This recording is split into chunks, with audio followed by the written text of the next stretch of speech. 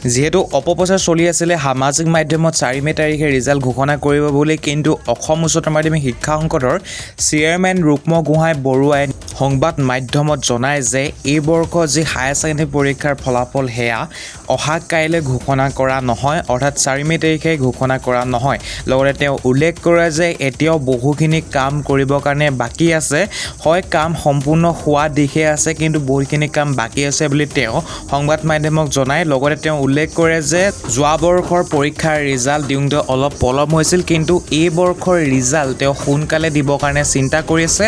আৰু যোৱা বৰ্ষৰ 6 জুন তাৰিখে পৰীক্ষাৰ ফলাফল ঘোষণা কৰিছিলে, কিন্তু এই বৰ্ষৰ মে মাহতে ফলাফল ঘোষণা কৰিব বুলি তেওঁ উল্লেখ কৰিছে সংবাদ মাধ্যমত। লগতে তেওঁ উল্লেখ কৰিছে যে তেওঁলোকে পূৰ্ণ চেষ্টা কৰিব 10 মে পূৰ্বে বা 10 মে ভিতৰত ৰিজাল্ট দিবৰ কাৰণে। তেওঁ কি কৈছিলে সংবাদ মাধ্যমত তোমালোকক শুনাই ল'ব বিচাৰিছোঁ, কিন্তু তাৰ পূৰ্বে যদি তোমালোকে চেনেলটোলৈ প্ৰথমবাৰ আহিছা নিশ্চয় চেনেলটি ছাবস্ক্ৰাইব কৰি ল'বা আৰু ভিডিঅ'ত এটা নিশ্চয় লাইক কৰিবা। এতিয়া শুনি লওঁ আহা কি কৈছিলে অসম উচ্চতৰ মাধ্যমিক শিক্ষা সংসদৰ চেয়াৰমেন ৰুক্ম গোহাঁই বৰুৱাই।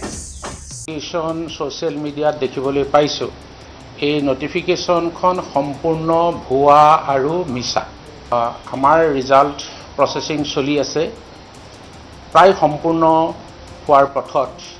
এতিয়াও 2-4টা কুৱেৰি আমালৈ আহি আছে আৰু যেতিয়াই আমাৰ কুৱেৰিখিনি মিট হ'ব তেতিয়াই আমি ৰিজাল্ট ঘোষণাৰ কথা প্ৰকাশ কৰিম।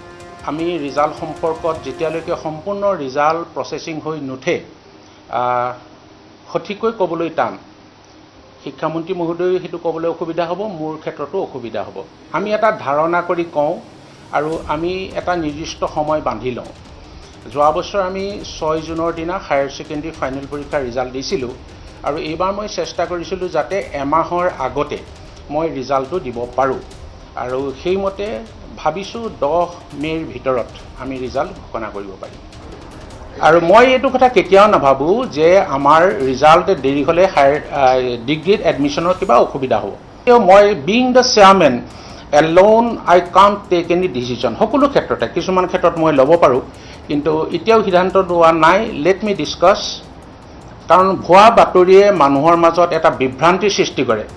আনকি ল'ৰা ছোৱালীবিলাকে ৰিজাল্টৰ কথাত এই বাতৰিবোৰ পোৱাৰ লগে লগে তেওঁলোকৰ এটা অনিশ্চয়তাৰ সৃষ্টি হয়।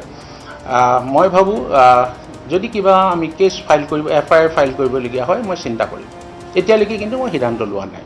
এইটো এনেকুৱা মেট্ৰিকত সেইটো আচলতে স্থান নহয়, ইন অৰ্ডাৰ অফ মেৰিট 5জন ষ্টুডেণ্টক তাত দেখুওৱা হৈছে আৰু পজিশ্যন থাকিব নে নাথাকিব এই সিদ্ধান্তটো আমাৰ এক্সামিনেশ্যন কমিটিয়ে ল'ব।